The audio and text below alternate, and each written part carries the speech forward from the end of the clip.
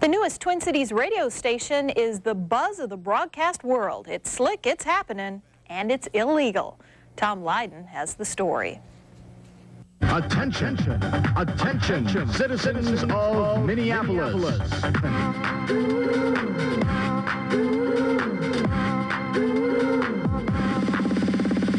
Little disco action. Beat Radio is pumping up the volume, cranking it to nearly 20 watts. Minneapolis radio has changed. What do you think about this? You found the beat of Minneapolis. Good dance music. Yeah. Definitely. Good beat. And the law is knocking at the door. The pirate station is living by none of these rules. 97.7 on the dial is an unlicensed station, a so-called micro-broadcaster transmitting secretly somewhere from a downtown Minneapolis apartment high-rise. If we allow anyone that can go out and build a transmitter or buy a transmitter to use the airwaves, there's going to be chaos, utter chaos. Jim Wycor is president of the Minnesota Broadcasters Association, a group trying desperately to shut the pirate down. If this gentleman can do it, why can't I? Everyone should play by the rules, including Mr. Freed. Mr. Freed is Alan Freed, a music writer who is the voice Dance music? In Minneapolis? and inspiration behind Beat Radio. He declined to go on camera, It's basically a rich man's game. but his lawyer would. The airwaves belongs to the people, and that principle has been totally ignored by letting big money and big interest dominate the broadcasting industry, and we've certainly seen that here in the Twin Cities. So here's the deal. The FCC refuses to license any station under 100 watts. The 20 radio stations on the towers you see behind me, well, they're each pumping out about 100,000 watts. The stations themselves and their FCC license are each worth $20 to $30 million. Beat Radio, on the other hand, is using a cheap $2,000 transmitter, and people love it. If you think this comes down to money, you're absolutely right. Beat Radio's reaching a good chunk of the metro now, at least 500,000 listeners by one estimate, enough to show up in the ratings, but not enough to interfere with other stations in the area.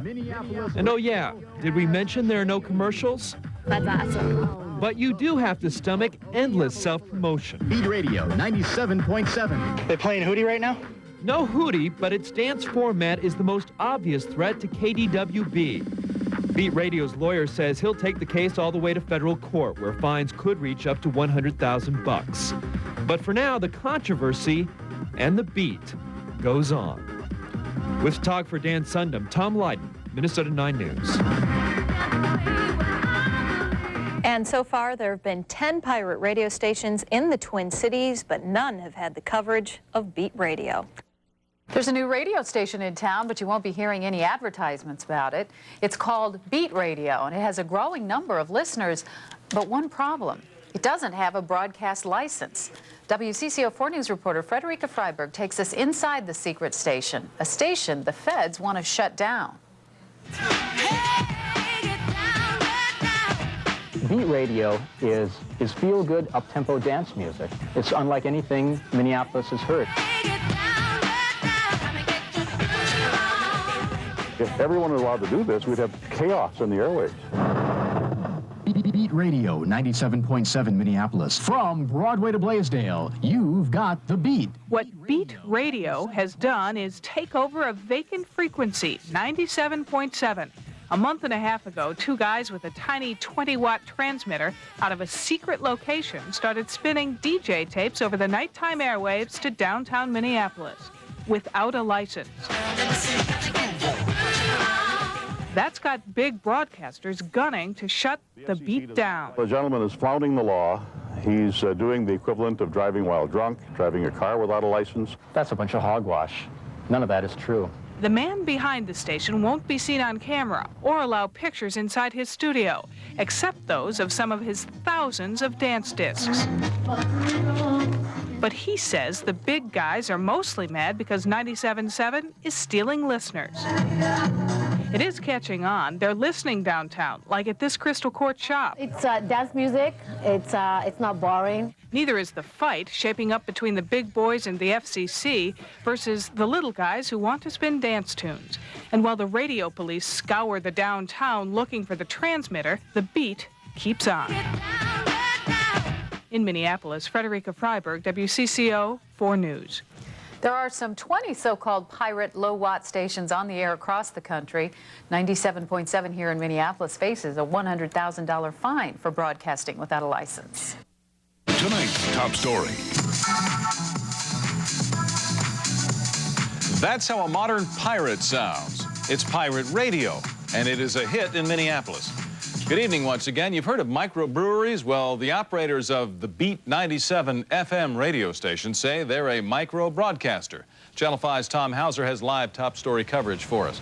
Tom, the station has some loyal listeners, but the FCC is, I'm guessing, not too thrilled about this station. It's, after all, unlicensed. That's right. They're kind of sticky about things like that, Chris, as we broadcasters know. But since last month, people who live near downtown Minneapolis and in all of the areas southwest of here to the uptown area have been able to hear a unique dance music format on 97.7 on their FM dial. And in fact, if you're driving through these areas, you can pick it up on your car radio. Here's a little sample.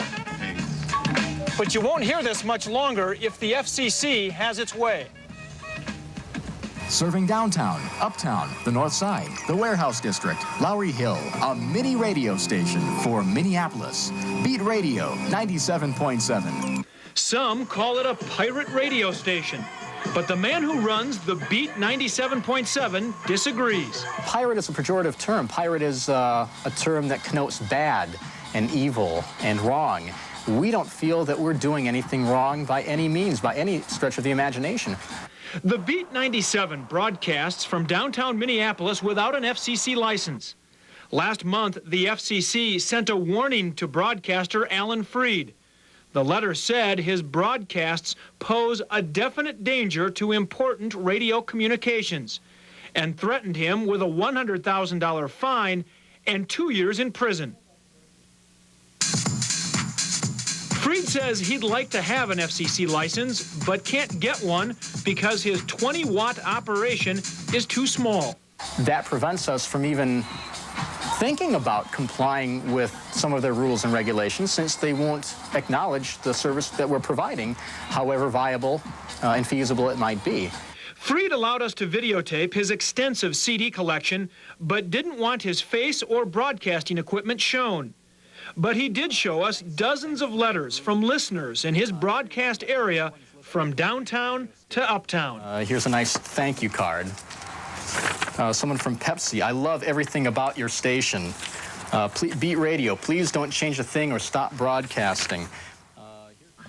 Again, it's only a 20-watt radio station.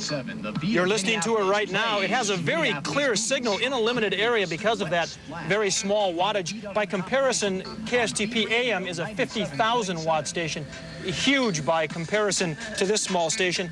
But 3 Twin Cities FM stations have filed a complaint with the FCC as well as the Minnesota Broadcasters Association. They want this radio station off the air. They say it poses a hazard to their own broadcast. Chris?